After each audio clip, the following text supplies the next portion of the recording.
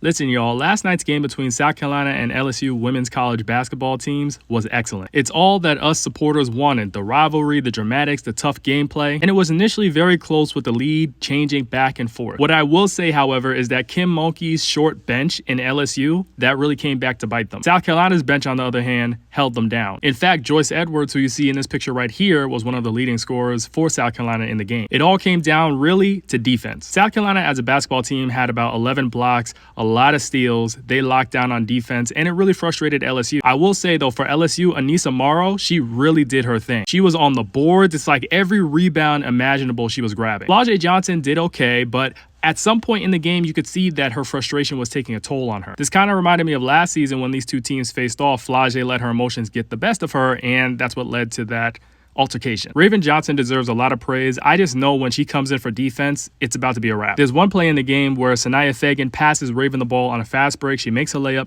then steals the inbound pass from LSU and makes another layup. That seemed to deflate LSU. Michaela Williams for LSU did very well as well. I love her mid-range shot, but everyone else was pretty much shut down. And that's what South Carolina is all about: shutting teams down with their defense and showing that they have a bench that can go to work. I love the fact that Sanaya Fagan has been holding it down for South Carolina ever since Ashton Watkins went out with the injury. She's been playing defense, definitely increasing her WNBA stock, and she's showing that she's that woman. Tessa Johnson, her mid-range is great, and I love her tenacity. I love her hustle back on defense. There's one play in the game where she had a block on a fast break from LSU. Just overall great game, and I really hope these two meet again. This is what I'm talking about when I say great basketball. This is what us people who are supporters of women's basketball, of basketball in general, want to see. And for those of y'all who are complaining about the fouls, now, there were questionable calls both ways during this game. Either way, South Carolina is going to win. And once again, Kim Mulkey falls to Dawn Staley.